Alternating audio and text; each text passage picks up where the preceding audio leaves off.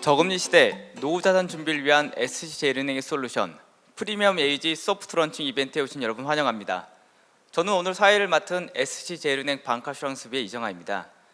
현재 대한민국의 기준금리는 0.5%, 미국은 제로금리, 일본과 유럽은 마이너스 금리 등 전 세계가 저금리 환경에 놓여 있습니다. 과거 정기예금 금리가 20%였던 시절이 있었는데요. 지금 1% 초반대 정기예금 금리도 과거와는 전혀 다른 금리 환경입니다. 이와 같은 저금리 환경에서 과거와 동일한 방식으로 자산 관리를 할 경우에는 실질적인 자산 가치가 하락할 수도 있습니다.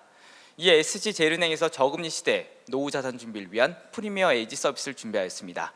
프리미어 에이지는 고객의 나이, 직업, 그리고 자산 상황에 맞는 최적의 자산 관리 포트폴리오를 구축해드리는 서비스입니다. 오늘 세미나는 초수명 초저금리 시대의 은퇴 설계, 그리고 SC제일은행에서 준비한 생애 자산 관리 솔루션 프리미엄 에이지 두 가지를 준비했습니다. 그럼 먼저 초수명 초저금리 시대의 은퇴 설계에 대해 미래에셋 은퇴연구소 김동경 산부님을 모시고 얘기를 들어보도록 하겠습니다. 안녕하세요, 산부님. 예, 안녕하십니까. 2018년 기대 수명이 평균 82.7세라고 제가 통계청에서 발표했었는데요. 갈수록 기대 연령은 좀 늘어날 것 같습니다. 그렇죠. 평균 수명이 82세인데 평균보다 오래 사신 분 많잖아요. 그렇죠. 예. 따라서 이제 대부분 사람들이 오래 사는 거에 대한 걱정을 많이 하는데요. 걱정만 하면서 준비는 좀 안 하는 것 같아요. 대부분 사람들이 뭐 노후 준비가 중요하다라는 말하고 네. 실제 자기가 노후 준비를 하는 거는 완전히 다른 것 같아요. 그래서 사람들은 왜 미래를 걱정하면서 준비는 하지 않을까? 네. 이 질문 저도 많이 받거든요.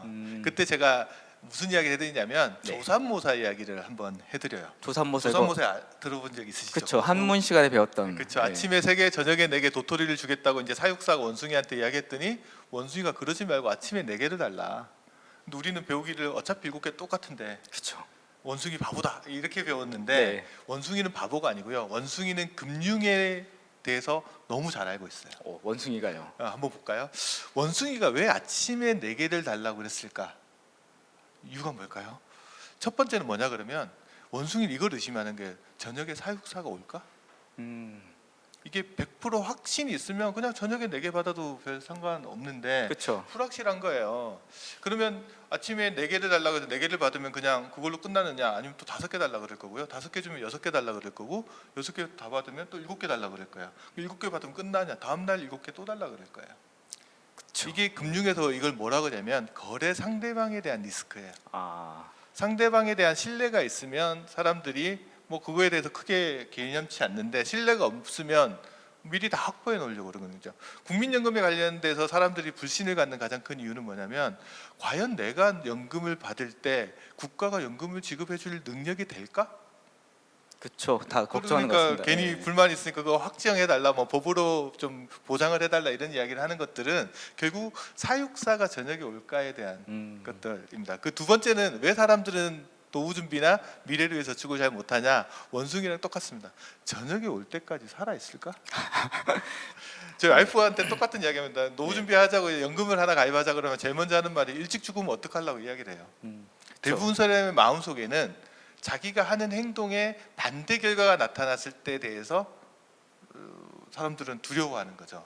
그래서 저걸 또 극복을 해야 되는 게 있고요. 세 번째는 내가 지금 아침에 받지 않고 저녁에 받는다라고 하면 이게 욕구를 지연시키는 거잖아요. 네. 이 욕구를 아침 반나절 정도 지연시키는 거지만 그 대가가 충분한가?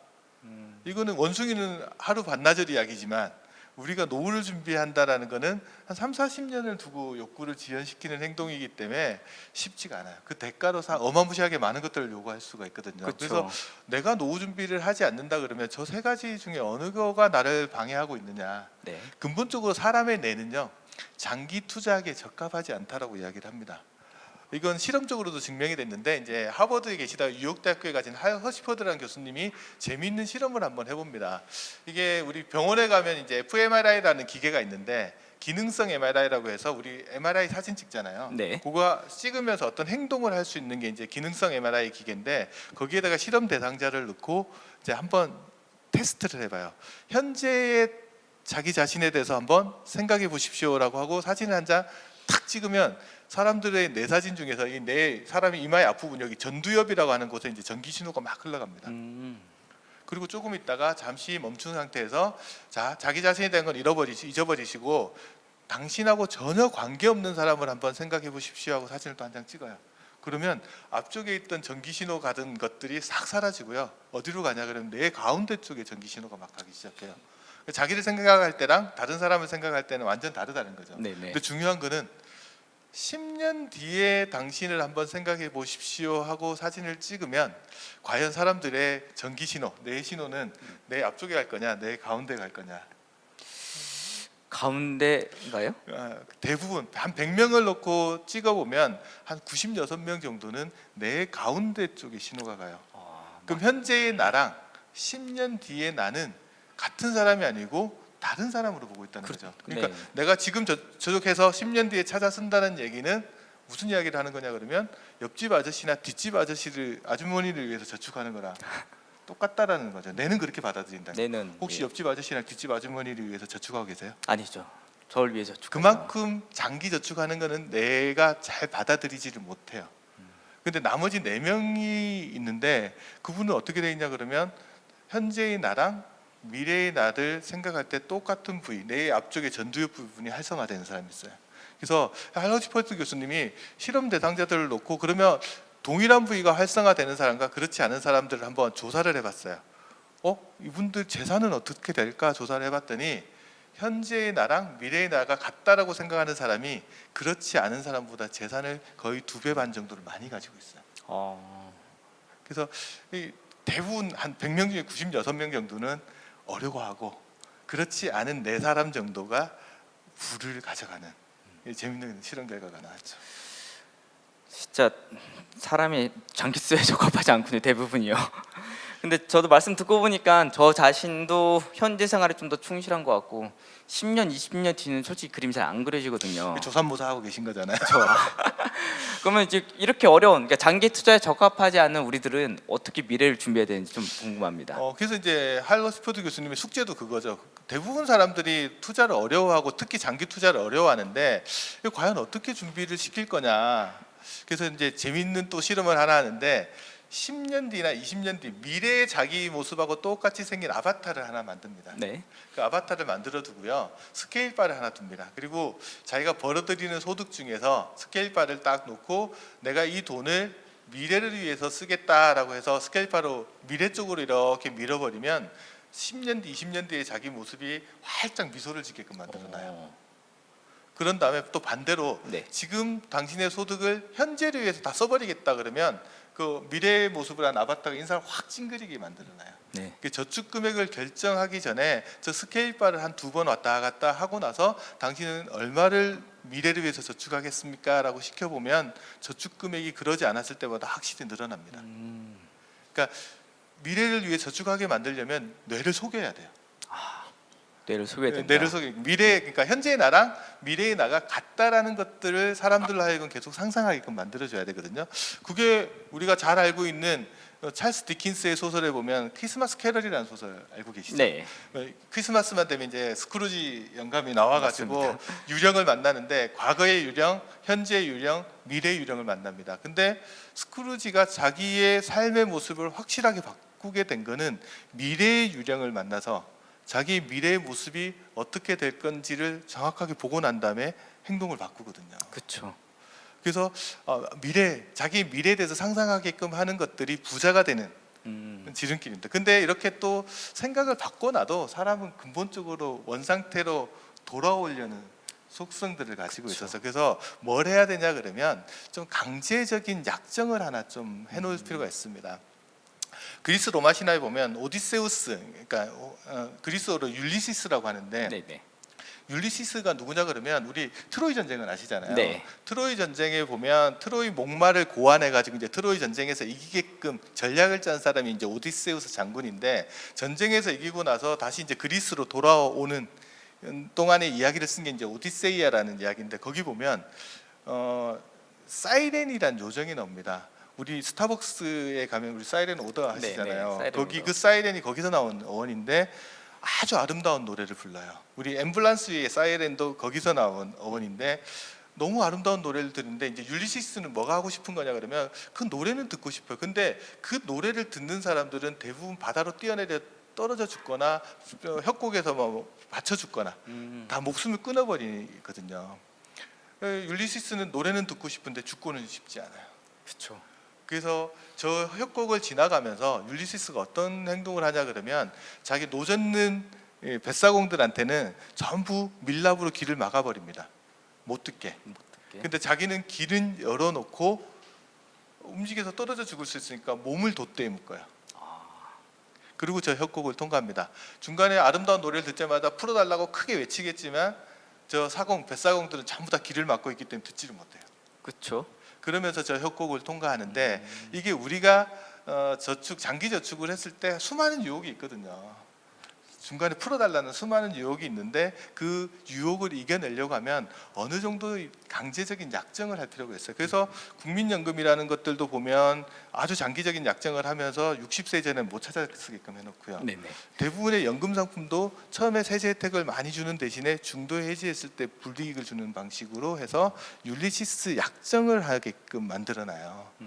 그래서 사람들은 근본적으로 장기 저축을 하기 힘들어하니까 뇌를 속이고 그다음에 들어온 돈이 잘 빠져나가지 않게끔 이제 약정을 하는 식으로 이제 저축 계획을 세워놓는 것들이 장기 저축하는 데 되게 도움이 되죠. 보니까 진짜 저는 율리시스 약정이 상당히 와닿는 것 같습니다. 진짜 약정을 안 하면 돈 다 쓸 것 같거든요. 그렇죠. 그러면 이제 약정이 있다는 거는 이제 저희 고객분들도 다 이해하실 것 같은데, 근데 이제 수명이 또 빠르게 늘어나고 있잖아요. 그렇죠. 뭐 100세 시대 100세 시대 하기 때문에 뭐 저도 100세까지 살 것 같긴 한데 이렇게 수명이 빠르게 늘어나고 있을 때 자산 관리는 도대체 어떻게 해야 될까요? 보통 이제 수명이 늘어났을 때 자산 관리를 어떻게 해야 되느냐라는 질문을 할 때 대부분 사람들은 자기가 몇 살까지 살까? 이런 생각들을 많이 또 물어보시거든요. 그래서 정말 오래 살면 자산 관리를 어떻게 해야 되냐? 그래서 제가 그 기네스북에 올라 있는 세계 최장수자가 자산 관리를 어떻게 했는지 한번 찾아봤어요. 누구냐 그러면 프랑스 남부의 아를 지방에 살고 계셨던 이제 잔 루이스 칼망이라는 분인데 이분이 1875년에 태어나셔서 저희 우리나라에 이제 IMF가 있었던 1997년에 돌아가셨습니다. 그럼 몇 살? 122년 164일 를 사셨어요. 어마무시하게 사셨죠. 네. 이분은 어떻게 과연 자산 관리하셨을까? 제가 그 화면에 보시면 이제 사진이 나올 텐데 이게 22살 때 찍었던 사진이거든요. 네. 이제 프랑스 남부에 22살 때 그러니까 보면 1877년 정도, 1897년 정도 됐겠네요. 뭐 22살 된 프랑스 남부의 여성한테 가서 당신 몇 살까지 살 것 같나요?라고 물어보면 1870년대 정말 진짜 우리나라 동학 농민운동 할 때 그때쯤이거든요. 그때 몇 살까지 살 거라고 답을 했을 거냐? 당시에 유럽 사람들의 평균 수명이 60살이 안 됐으니까. 이분도 한 60 정도라고 생각하면 아까 제가 122년 살았다 그랬으니까 네네. 자기가 생각한 것보다 거의 한 두 배를 더 사는 거잖아요. 어떻게 자산 관리해야 될까? 그래서 제가 이분 기록을 찾아서 제가 프랑스 남부 아를 지방에 한번 가서 자료 수집을 한번 해봤거든요. 재밌는 기록이 하나 남아 있더라고요. 이분이 90살 되셨을 때 계약서가 하나 남아 있어요. 90살 되셨을 때 자기가 살고 있는 집을 매매하는 계약서인데 계약 조건이 아주 특이하게 되어 있는데 부장님이 어떻게 만약 이 조건으로 90살 먹으신 분이 집을 판다 그러면 사실지 마실지 한번 의사결정을 한번 해보세요. 네, 한번 말씀해 주십시오. 시가 1억 원짜리 집인데요. 네. 이 집을 사시는 분은 당장 1억 원을 목돈으로 주지 않아도 돼요. 계약 조건은요. 매달 1일 날 살아 있는 게 확인되면 50만 원씩 주는 조건이에요. 50만 원씩. 그리고 언제까지 주느냐 그러면 죽는 게 확인되는 달까지만. 네. 90세. 90살 먹으신 동네 방송 들으시는 분도 90살 되신 동네 어르신이 이 조건으로 집을 판다. 사실지 마실지. 그러면 한 달에 1년 600만 원. 10년 사서도 6천만 원이니까. 6천만 원. 집값은 1억이니까. 1억이니까 4천만 원 버는 거니까 해야죠. 대부분 사람들이 머릿속으로 저분이 언제 돌아가실까 이 생각을 하실지도 모를 것 같은데 계산해 보면은 자기가 손해 볼 일이 별로 없거든요. 네. 그래서 저 계약 조건을 내걸었을 때 저 동네에 살고 있던 47 먹으신 변호사분이 가서 계약을 합니다. 변호사분이 계약을 하셨으니까 계약 조건도 꼼꼼하게 잘 썼겠죠. 할머니가 돌아가시면 집을 어떻게 넘겨받으실 거라는 계약을 다 썼고 그리고 30년이 지났어요.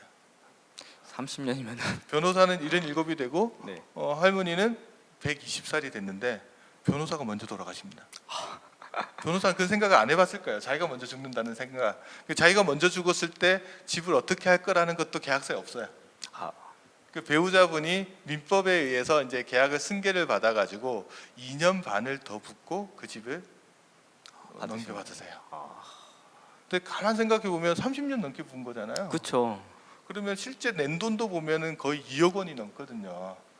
그럼 변호사는 자기가 계약할 당시에도 내가 손해 볼 일은 전혀 없을 거라고 생각했는데 손해를 봤어요. 이게 우리가 이걸 뭐라고 하냐면 변호사가 평균의 함정에 빠졌다라고 이야기를 해요. 평균의 함정. 왜냐하면 평균 수명 정도까지 사람들은 살고 그거 넘어가면 대부분 다 돌아가신다라고 생각해서 자기가 평균을 놓고 배팅을 하면 자기가 질 확률이 거의 없다라고 생각을 하고 그 게임에 참여를 한 거잖아요. 네. 근데 평균이라는 거는 모수가 많을 때는 의미가 있어요. 예를 들어서 90살 되신 어르신이 1000분이 계시고 집의 천채가 있고 그 집 전체를 변호사가 다 계약해서 샀었으면 그 게임에서는 변호사가 무조건 이기게끔 돼 있어요. 근데 한 사람을 놓고 수명에 대한 내기를 한다라는 것들은 이거 평균이 의미가 없어지는 거잖아요. 네. 그렇기 때문에 의미가 없죠. 그러면 할머니 입장에서 잔 루이스 칼망이라는 할머니는 왜 그런 결정을 했을까? 잘못하면 진짜 한 달치만 받고 50만 원만 받고 1억짜리 집을 줄 수도 넘겨야 될 수도 있는 상황인데 왜 이런 결정을 하셨을까? 이분은 이런 생각을 한 거죠. 죽어서 집 한 채 남겨놔봐야 자기한테 의미가 없거든요. 살아있는 동안 꾸준한 캐시플로가 있는 자산들을 들고 있는 게 자기한테는 훨씬 더 의미 있는 일들이 되는 거예요. 캐시플로우. 그래서 죽어서 부자보다는 살아서 부자인 게 낫다라는 생각을 하는 거죠. 그래서 캐시플로가 있는 자산이 장수 시대에는 얼마나 의미가 있는지를 한번 보실 필요가 있고요. 그래서 네. 제가 수명표를 한번 준비해봤어요. 이게 1970년대랑 2017년도의 수명표입니다. 잘 네. 보시면 파란색으로 돼 있는 게 남자들 수명표인데 1970년도에 20살 청년의 기대 여명이 43.9년 그러니까 44년 정도 됩니다. 44년. 예. 그러면 20살에다가 44년을 더하면 64세. 64세. 예. 사람들은 64세 당시에 20살이었던 사람들은 64세, 65세 되면 내가 죽겠구나 저 그렇게 이런 생각했어요. 생각하는데 그분들이 지금 다 죽지는 않았잖아요. 그때면 지금으로부터 한 50년 전인데 네. 그분들이 지금 한 70살 돼 있을 겁니다. 네. 그분 입장에선 70세인데 지금 표에 보시듯이 또 70세 되신 분의 현재 기대 여명은 또 한 15년 정도 되거든요. 네. 늘어났네요. 이게 뭐냐 그러면 계속 수명이라는 거는 이동해서 자꾸 바뀌잖아요. 이동 타겟이에요. 저 이동 타겟을 맞추려면 사격하시는 분들이 이동 타겟을 맞추려면 어떻게 해야 되느냐? 날아가는 타겟을 맞추는 사격 경기가 있죠. 네네. 클레이 사격이라는 거 아시잖아요. 클레이 사격에서 보면 저 날아가는 것들을 어떻게 맞추지? 그래서 클레이 사격 선수한테 제가 한번 여쭤봤어요. 어떻게 하면 맞춥니까? 그랬더니 날아가는 물체를 향해서 정조준을 하면 절대 못 맞춘답니다. 물체가 있으면 그 날아가는 방향을 예상을 해서 앞쪽을 조준해서 쏴야 된다는 거예요. 우리가 수명이라는 것을 지금 현재 수명을 보고 인생 설계를 할 게 아니고 미래의 수명을 예상을 해서 거기다 놓고 네. 설계를 해야 된다는 거죠. 두 번째 뭐냐면 그래도 잘 안 맞는데요. 왜냐하면 단발 총알로 쏴가지고 날아가는 물건을 맞춘다는 건 되게 어렵잖아요. 네. 그래서 총 아래 비밀이 있대요. 총알이 그냥 공기총처럼 단발 총알이 아니고 안에 들어가면 잔잔한 콩알 같은 게 한 100개 정도가 들어가 있는 거예요. 산탄이에요, 산탄. 탁 쏘면 확 퍼져가지고 맞추는 거죠. 그러면 저거는 거꾸로 이야기하면 내가 미래를 예측해서 설계를 하지만 틀릴 가능성이 많으니까 오차의 한계를 어느 정도 허용하면서 설계를 한다는 거죠. 미래를 설계할 때는 저걸 잘 주의를 하실 필요가 있어요. 그래서 내가 지금 시점이 아니고 미래의 시점을 놓고 설계를 하고 어느 정도 오차가 있을 것까지 감안해서 설계를 하는 게 노후 준비를 하거나 미래를 준비할 때 우리가 좀 고민을 해야 됩니다. 그래서 이제 연금 상품 같은 거 가입할 때 사람들이 수익률 개념에 대해서 이런 생각을 하거든요. 보통 금융 상품 가입하면 내가 낸 돈이 얼마, 받는 돈 얼마, 그럼 늘어난 금액만큼을 수익률로 계산을 보통 하잖아요. 네. 근데 연금 상품의 수익률은 어떻게 계산해야 될까? 라고 하면 낸 돈은 정확하죠. 낸 돈 정확하죠. 예. 중요한 받을 돈이 이게 불확실해요. 그렇겠네요. 그렇죠. 받을 돈은 어떻게 하면 오래 살면 더 많이 받잖아요. 네, 예. 그래서 연금 미래에 받을 돈을 현재 가치로 할인해 가지고 가치를 평가해야 되는데 연금의 수익률은 이렇게 한번 보셔야 돼요. 내가 미래에 받을 돈 이건 수명이 늘어날수록 더 많아지죠. 많아지죠. 그리고 미래에 받을 거를 현재 가치로 할인을 하는데 저 할인율은 떨어지면 떨어질수록 가치가 커지잖아요. 네, 그렇죠. 그러니까 지금 우리가 수명은 늘어나고 금리는 떨어지는 시대에 살고 있거든요. 맞습니다. 그렇다고 하면 자산 설계를 할 때 저 연금이란 형태의 자산을 가지고 있는 것들이 상당히 유리하다는 거예요. 그래서 저런 부분에 대해서 우리가 한번 또 생각을 해보면서 내가 노후 자산을 어떻게 설계하고 미래를 어떻게 설계할지에 대한 생각들을 한번 가져보는 게 좋을 것 같습니다. 전 진짜 그 잔루이 살머니처럼 오래 살는 건 조금 걱정은 되는데 좀 두렵긴 좀 그렇게 오래 장수는 축복인데 자꾸 왜 걱정을 하고 그러세요? 제가 지금 연금이 부족해서 그런 것 같기도 하고. 그러면은 이제 길게 좀 긴 시간에 맞춰야 된다는 건 제가 이해됐는데, 그럼 지금 제로 금리 시대지 않습니까? 그렇죠. 이런 상황에서는 자산 관리를 좀 어떻게 해야 될지 그런 팁 부탁드립니다. 사람들이 이제 금리에 대해서 되게 피상적으로 많이 받아들이시는데 금리가 내 삶에 미치는 영향에 대해서 조금 한번 고민을 해볼 필요가 있어요. 뭐 지금 아까 뭐 코로나 시대로 접어들면서 이제 전 세계적으로 제로 금리 접어들고 우리나라도 이제 기준금리가 0.5, 네. 정기금 금리 1% 내외 왔다 갔다 하는 상황이 이제 지금 살고 있는데 금리가 떨어진다는 거는 내 삶에 어떤 영향을 미칠까? 그 부분이 이제 한번 고민을 해봐야 될 것 같아요. 그래서 금융회사에 다니시는 분들이 70위의 법칙이라는 것들을 다 알고 계실 텐데 70위의 법칙이 뭐냐 그러면요, 내 돈이 2배가 되는데 어느 정도 시간이 걸리는지를 아주 쉽게 계산하는 방법이에요. 네. 70이 나누기 금리를 하면 내 돈이 2배가 되는 시간을 빨리 계산할 수 있어요. 그러면 금리가 10%일 때는 70이 나누기 10 하면 7.2. 그러니까 거의 한 7.2년 정도, 그러니까 정확하게 하면 7.3년 정도 걸리는데 네. 그 정도 되면 내 돈을 2배를 만들 수가 있어요. 근데 금리가 한 2% 정도 떨어져서 8%가 되면 8, 9, 70이니까 9년 정도 걸리죠. 그러면 10%에서 8%로 2% 떨어진 거죠. 네. 그러면 1.7년 정도가 더 걸려요. 근데 그렇죠. 밑으로 쫙 내려와서 한번 보시면 한 4% 정도 되면 계산을 한번 해보시면 70이 나누기 4하면 한 18년 정도 내외 정도 걸립니다. 근데 4%에서 똑같이 2%가 떨어지면 2%가 되잖아요. 네. 70이 나누기 2하면 36. 2배네요. 정확하게 계산하면 35년 걸리거든요. 자, 여기서 한번 보면 10에서 8% 떨어졌을 때는 1.7년 정도가 더 걸렸는데 네. 4에서 2% 떨어질 때는 17년 정도가 더 걸려요. 똑같이 우린 2% 떨어졌다고 생각하는데 뭔가가 이상하잖아요. 네. 그래서 이게 왜 그러지? 그러면 요거는 이제 조금 다른 자리 한번 볼게요. 제가 얼마 전에 상담하셨던 분인데 자기는 이제 국민연금 받는 거 빼고 1년에 한 2천만 원 정도 있으면 생활을 하시겠다고 그러시더라고요. 네. 그래서 그러면 금리가 5%일 때는 2천만 원을 원금 안 건드리고 만들어내려면 이자로만 2천만 원 만들어내려면 원금이 얼마가 필요하냐 그러면 5, 4, 20 4억 원이 있으면 2천만 원을 만들어낼 수 있잖아요. 근데 금리가 1%딱 떨어지면 이번에 4, 5, 20이 아니고 5, 4, 20이 되잖아요. 그러게요.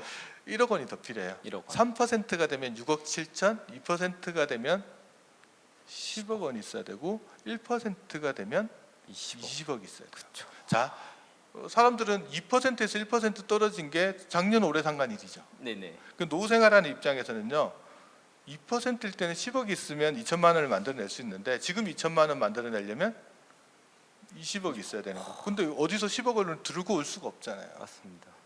한번 고민을 해보셔야 돼요. 그래서 잘 보면 그러면 5에서 4% 떨어질 때 1%랑 2에서 1% 떨어질 때 1%는 왜 다를까?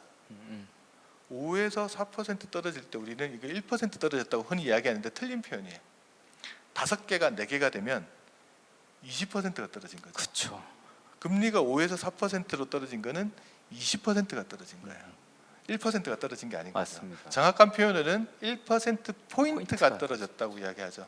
그러니까 20%가 떨어졌으니까 내가 필요한 자금도 4억 원에서 5억 원으로 20%가 더 필요한 거예요. 근데 오른쪽에 보시면 금리가 2%에서 1% 떨어진 거는 이거는 50%가 떨어졌으니까 필요한 자금도 2배가 더 필요한 거예요. 근데 그렇죠. 그 돈을 만들어낼 수가 없으니까 어떻게 해야 되냐? 수익률을 높이는 쪽으로 행동할 수밖에 없어요. 맞습니다. 그러니까 이제 자산을 굴려서 수익을 더 내지 않으면 안 되는 시대로 접어들고 적어도 뭐 하냐? 원금을 지키면서 노후 생활을 하기가 상당히 어려워졌다. 네.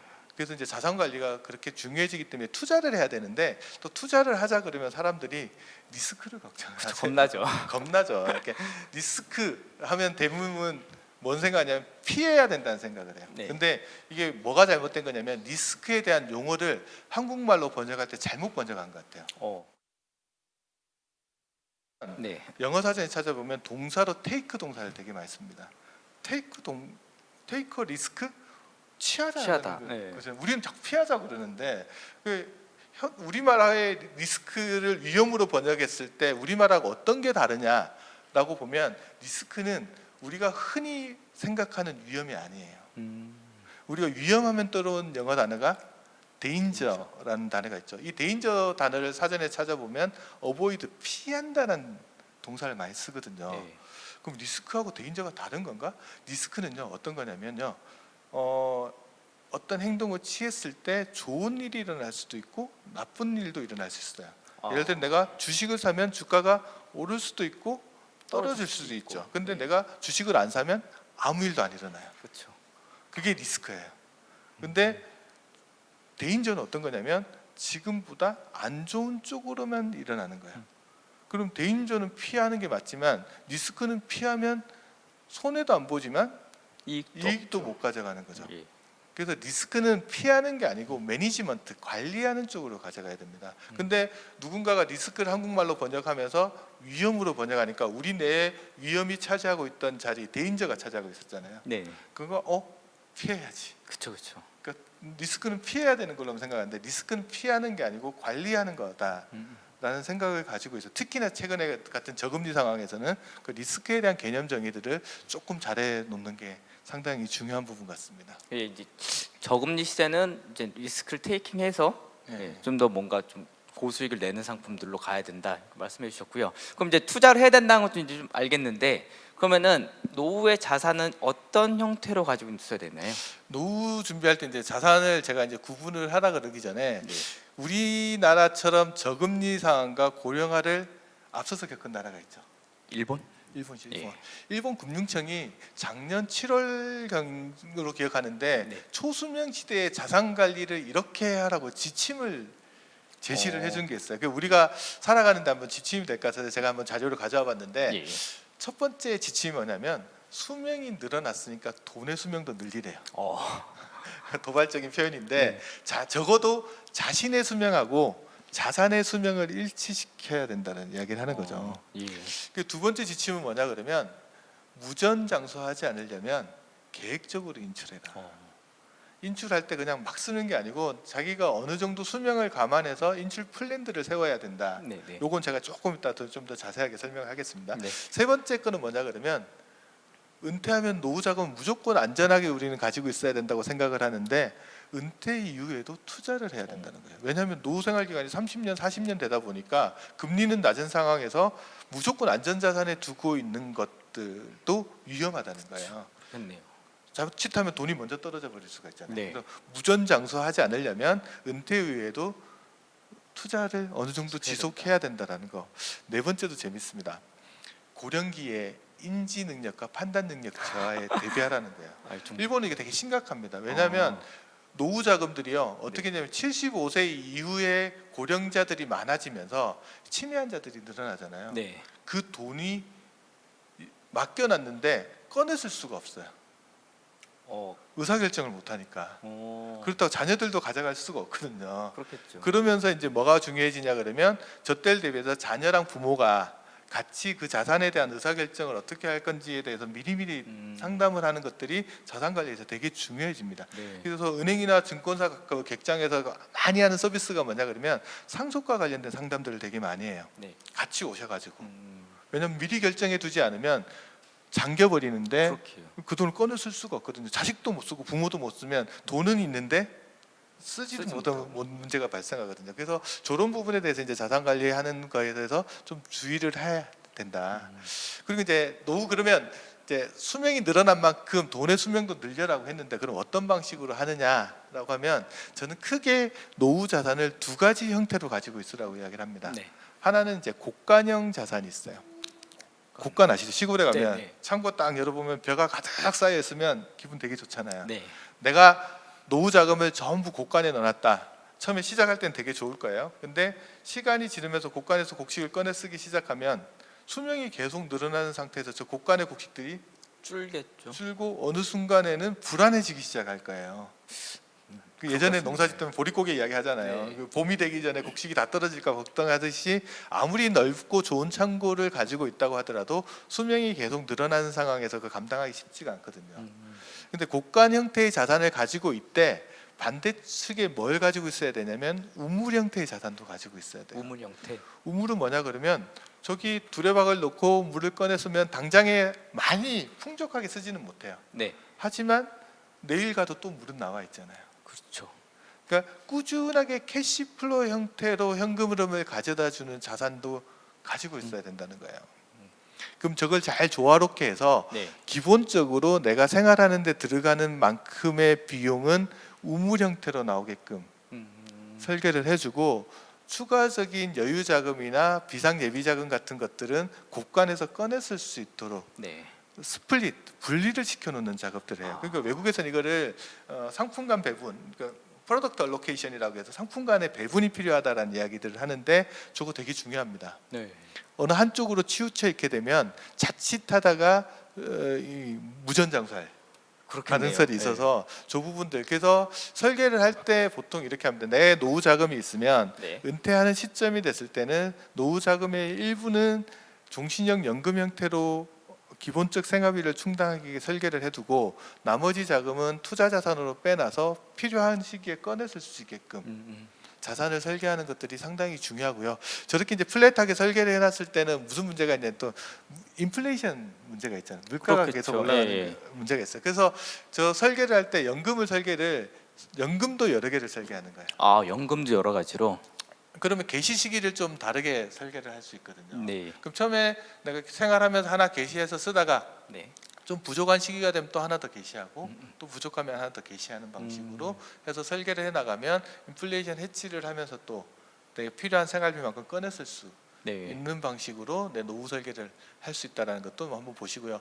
반대인 경우도 있어요. 또 나이 들어서 필요 없고 젊어서 많이 쓰자. 아, 그럴 수 있죠. 그러신 경우에는 똑같이 스플릿을 하더라도 앞쪽에는 확정형 연금 형태로 자기가 미리 좀 꺼내 쓰는 예. 방법들도 있거든요. 그래서 자기 라이프 스타일이나 자기 수명이나 건강 상태들을 감안해서 저 기본적인 우물 형태의 자산 설계를 해놓고 네. 나머지 자금들을 이제 비상 예비 자금 형태로 가져가면서 노후 설계를 해나가면 죽기 전에 돈이 먼저 떨어지는 일은 없겠죠. 그래서 이제 무전장수하지 않게끔 수명이 늘어난 만큼 돈의 수명도 늘리는 방식으로 이제 자산 관리를 하실 수가 있습니다. 근데 제가 이렇게 막 이야기를 하고 나면 안타까운 게 있어요. 어떤 부분이? 그냥 강의는 강의로 끝날 뿐이에요. 대부분 사람들이 실천을 잘 안 하거든요. 오늘은 어제 입장에서 보면 내일이잖아요. 그렇죠. 사람들은 어떠냐 그러면 대부분 사람들이요 어제 하지 않은 일을 후회하고요 내일 할 일을 걱정하면서 오늘 아무것도 안 해요. 그러면 결국 어제와 똑같은 오늘이고 오늘과 똑같은 내일이 되거든요. 네. 그러니까 많이 아는 것보다 실천하는 게 훨씬 더 중요한 것 같습니다. 아, 감사합니다, 상무님. 진짜 수명이 늘어난 만큼 돈의 수명도 함께 늘릴 수 있는 은퇴 설계가 필요하다는 점 다 공감하셨을 것 같습니다. 그 물가 상승을 고려하여 평생 월급 만들 수 있도록 SC제일은행의 프리미엄 에이지가 그 솔루션을 제공해드리겠습니다. 상무님 감사합니다. 감사합니다. 오늘 이 소프트 런칭을 축하하기 위해서 스탠다드 차타드 그룹 투자 전략 및 투자자문 총괄 대표이신 알렉시스 칼라께서 고객분들께 인사 말씀을 보내왔습니다. 다 같이 함께 보시겠습니다. Hello, my name is Alexis Kalla, and I am SCB Global Head of Investment Strategy and Advisory. It is my great pleasure to meet you all, and it is my honor to be given this opportunity today to open this live streaming seminar. Under normal circumstances, I would have been there with you in Korea to provide our 2020 after-market outlook in person. But as things stand, we have organized this webinar as an alternative. I would like to extend my sincere congratulations to all my colleagues for the soft launch of the pension program in Korea, through which we will be able to offer our customers customized and sustainable retirement wealth solutions. SCB as a group has been providing valuable wealth management services to help our customers across the globe be well prepared for their life in retirement. As an international bank and local bank with respectively 160 years and 90 years of history, we promise you that we will continue to be there for you as you live your life in retirement. As a global trusted advisor, we will relentlessly strive to offer you a personalized engagement as well as balanced portfolio recommendation and international solutions. Based upon a thorough and fair product selection process, which puts our customers' interest first, SCB Korea will continue to provide the best wealth solutions to help you continue lead a stable and sustainable financial life after retirement. Thank you.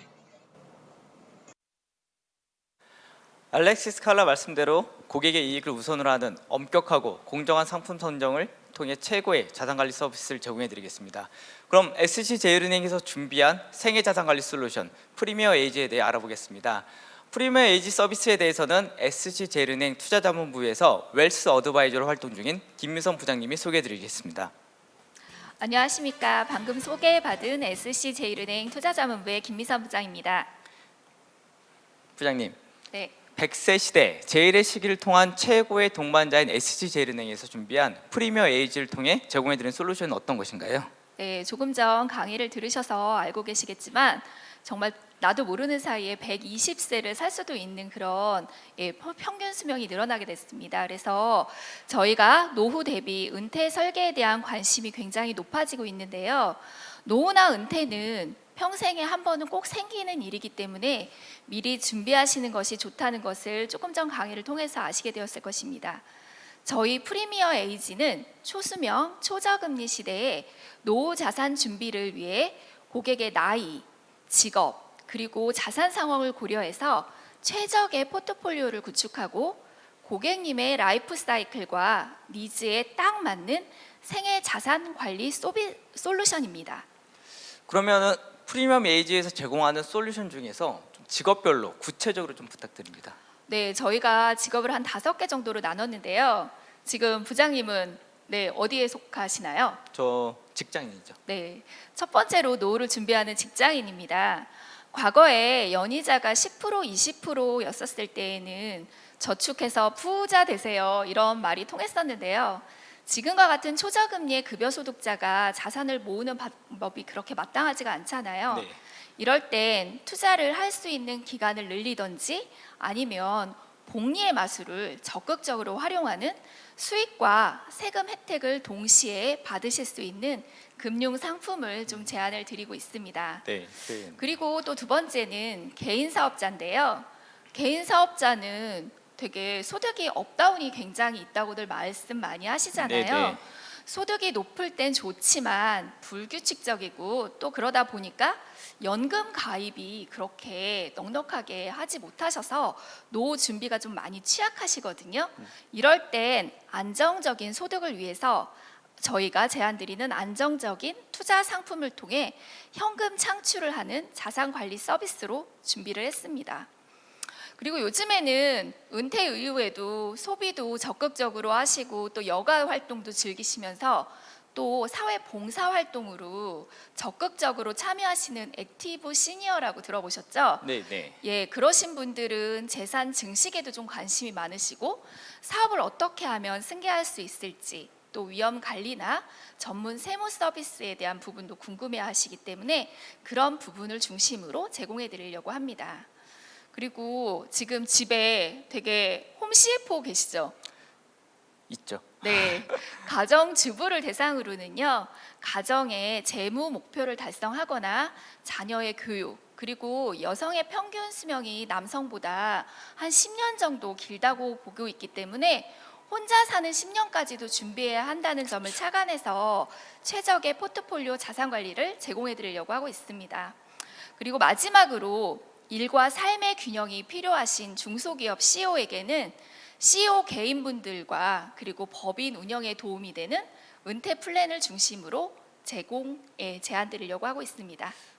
전반적으로 이제 고객 라이프 사이클별 니즈에 부합하는 솔루션을 제공해 주는 서비스라고 보이는데요. 네. 그러면은 이 솔루션을 제공하기 위해서 어떤 상품들로 솔루션을 구성하고 또 어떤 서비스 또 어떤 데이터 등을 사용하시나요? 네, 저희가 생애 자산 관리 솔루션이라는 말로 자꾸 풀이를 하고 있는데요. 이건 저희 은행에서 가지고 있는 모든 인적 자원, 물적 자원, 그리고 네트워크, 그래서 그걸 중심으로 해서 고금리 입출금 예금부터요, 투자 상품, 신탁, 방카슈랑스, 외환, 모기지론, 피론, 은행 상품 다 나온 것 같죠? 다 나왔는데요. 네, 이런 총 상품을 망라해서 고객님의 니즈를 딱 고려한 맞춤형 상품으로 제공해 드리려고 하고 있습니다. 이렇게 제공해 드리는 이 솔루션은요, 첫 번째 저희가 막 그냥 제안해 드리는 건 아니잖아요. 네. 그래서 첫 번째로는 글로벌 투자 전문가 그룹을 통한 자산 관리 선진 노하우를 제시해 드릴 것이고요. 그리고 두 번째, 당행의 전담 세무사를 통해 세무 상담 서비스를 제공해 드릴 거예요.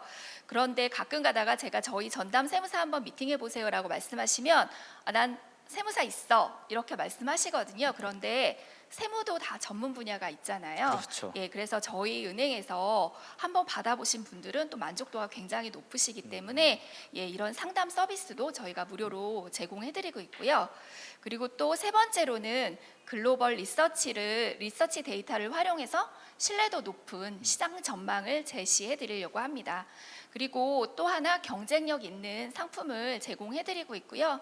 또 마지막으로 좀 저희가 중점적으로 말씀드리는 것 중에 하나가 저희가 시장 전망이나 투자 전략을 한 번 만나고 일회성으로 끝내는 게 아니고요. 네. 주기적으로 웰스케어 세미나나 그리고 또 지점에 계시는 PB나 또 저희 본점의 투자 전문가가 함께 자산 관리를 해드리는 듀얼케어 서비스도 제공해드리려고 하고 있습니다.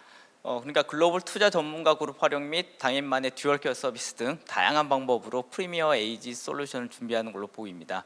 그러면은 이 프리미어 에이지 서비스를 저희가 준비하는 SC제일은행의 다짐은 어떻게 되나요? 네, 은퇴 후 더욱 빛나는 고객님의 프리미어 에이지를 위한 저희 은행에서의 약속은요.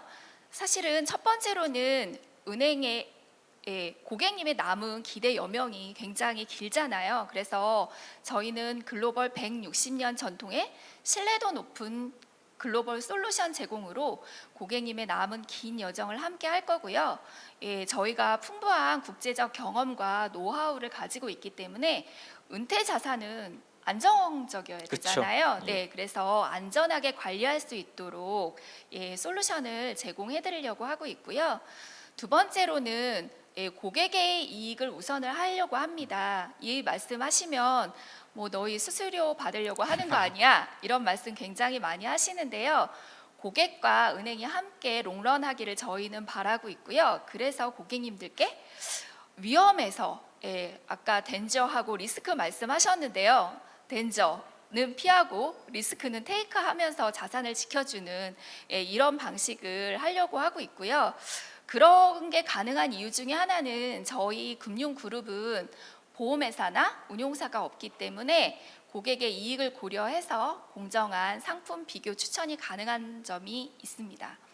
그리고 또 마지막으로 중요한 것 중에 하나는 은퇴 자산을 관리하는 전담 직원이 상품 가입 후에도 고객님과 균형 있는 포트폴리오 제안을 주기적으로 한다는 점입니다. 프리미어 에이지 서비스를 통해 다양한 고객 라이프 사이클에 맞춰서 그 생애 자산 관리 솔루션을 오늘 참여하신 고객분들 모두 경험해 보시기 네. 바랍니다. 그러면 SC제일은행만이 가지고 있는 차별화 포인트는 어떻게 되나요? 네, 저희가 가지고 있는 강점이 굉장히 많다고 생각을 하는데요. 그 중에서도 핵심은 신뢰받는 조언가라고 생각합니다. 영어로 글로벌 트러스티드 어드바이저라고 하고 있는데요. 네. 저희가 그 신뢰받는 조언가가 되기 위해서 5가지 WM 노하우를 가지고 있습니다. 첫 번째로는 글로벌 경제 전망, 투자 전략, 펀드 환 세무의 전문가들이 350명 정도 되고 있는데요. 글로벌 투자 전문가 그룹을 통해서 선진국의 자산관리 노하우를 제시해드리고 있고요. 그리고 고객님들께 그 높은 수준의 하우스 뷰를 제안을 드리고 있습니다. 그런데 이 부분은 저희가 단순하게 이게 좋아요, 고객님 가입하세요 이렇게 말씀을 드리는 게 아니고요. 네. 다양한 국가의 다수의 전문가가 투자위원회에서 토의하고 투표를 통해서 경제 전망을 제시해드리기 때문에 어느 은행보다 투자 철학이 반영되었다고 보시면 좋을 것 같고요. 그리고 또 하나 되게 중요하게 생각하고 있는 부분, 리스크에 대한 부분이거든요. 리스크를 선제적이고 네. 적극적으로 관리하려고 저희가 노력을 하고 있습니다. 그리고 아까도 말씀드린 것처럼 고객의 수익을 최우선으로 하고 있는데요. 이렇게 저희가 상품을 고를 때는 3P라는 걸 강조드리거든요. 네. 퍼포먼스, 성과도 좋아야 되고요. 피플, 그 안에 운용력들이 얼마나 투명한지에 대한 부분도 있고요. 그리고 프로세스, 리스크를 얼마나 잘 관리하고 있는지 이런 부분도 점검하고 있습니다. 그리고 국내 최고의 웰스케어 세미나나 그리고 웰스 포럼 같은 걸 통해서 시장 전망하고 투자 전략을 주기적으로 제공하고 있고요. 지점에 PB하고 투자 전략 전문가가 지속적으로 고객의 포트폴리오를 관리하는 듀얼 케어 서비스를 제공드리고 있습니다. 글로벌 투자 전문가 그룹인 SG제일은행은 항상 신뢰받는 조언가로 고객분 곁에서 글로벌 생애 자산 관리에 도움이 드릴 것이라고 믿습니다. 근데 최근에 금융기관에 대해 불신이 생기는 여러 사건들이 한국에서 발생했었는데요. 맞아요. 네. 이에 많은 고객분들이 리스크 관리에 대해 관심이 높아졌는데 SG제일은행의 리스크 관리는 어땠는지 말씀해 주십시오. 네, 저희가 아까 5개 강점 중에 중점적으로 좀 강조드리고 싶었던 점이 이 리스크 관리입니다. 작년에 해외금리 연계 DLF로부터 시작된 라임 자산 운용 사태가 있었잖아요. 네. 그런데 올해에는 옵티머스, 디스커버리 채권 사태까지 불거지면서 사실 시중은행들이 자산 관리 영업하는 게 녹록치 않잖아요. 맞습니다. 그런데 이러한 악재 속에서도 저희 SC제일은행은 한 건의 피해도 없었습니다. 그것은 그룹 리스크 정책을 준수했고요. 또 리스크 없는 안정적인 자산 관리를 위해 촘촘하게 전략을 운영하였기 때문에 가능했다고 보여지고 있습니다. 제가 좋아하는 글귀가 하나 있는데요. 네. 뿌리 깊은 나무는 바람에 흔들리지 않아 꽃이 좋고 열매가 좋다는 말을 들어보셨죠? 네네. 네, 그것처럼 저희가 글로벌 시장에서 쌓아온 오랜 경험과 국제적 네트워크로 안정적이고 차별화된 SC제일은행의 믿음직한 금융과 함께 인생의 행복에 보다 집중하실 수 있도록 저희 신뢰받는 조언가로서 SC제일은행이 함께하도록 하겠습니다. 감사합니다. 글로벌 투자 전문가 그룹의 지원과 철저한 리스크 관리를 통해 노후 자산 관리는 더욱 안정적으로 운영할 수 있는 곳, 그것이 바로 SC제일은행이라고 말씀드릴 수 있겠습니다. 프리미어 에이지 서비스에 대해 설명해 주신 김선 부장님 감사합니다. 네, 감사합니다. 지금까지 초수명 초저금리 시대의 은퇴 설계와 SC제일은행의 생애 자산 관리 솔루션 프리미어 에이지에 대해 말씀드렸습니다. 저금리 시대 노후 자산 준비를 위한 세미나를 지속적으로 개최할 예정입니다. 코로나19 상황에 따라 오프라인 또는 지금과 같이 웹 방식으로 고객 여러분의 노후 자산 준비에 도움을 드릴 수 있는 내용들로 세미나를 준비할 예정이오니 다음 세미나에도 꼭 참석해 주시기 바랍니다. 그리고 SC제일은행 공식 유튜브에 좋아요, 구독, 그리고 알람을 설정해 주시면 SC제일은행의 다양한 콘텐츠를 받아보실 수 있습니다. 100세 시대 제일의 시기를 최고의 동반자인 SC제일은행에서 함께 준비하시길 바랍니다. 코로나 이후 우리가 새롭게 적응한 세상은 어떨지 매우 궁금합니다. 어느덧 마스크 착용이 익숙해지고 온라인 수업, 온라인 회의, 그리고 이런 웹 세미나 등에 조금씩 적응하면서 자연스럽게 변화가 나타나고 있습니다. 하지만 이런 상황에서도 변하지 않는 한 가지, 바로 시간은 흐르고 우리는 노후 생활에 한 발자국씩 다가가고 있다는 점입니다. 오늘 세미나 내용이 고객 여러분들의 노후 생활을 준비하는 데 조금이나마 도움이 되기를 바랍니다. 이것으로 SC제일은행의 프리미어 에이지 소프트 런칭 이벤트를 마치도록 하겠습니다. 끝까지 참여해 주신 고객 여러분 감사합니다.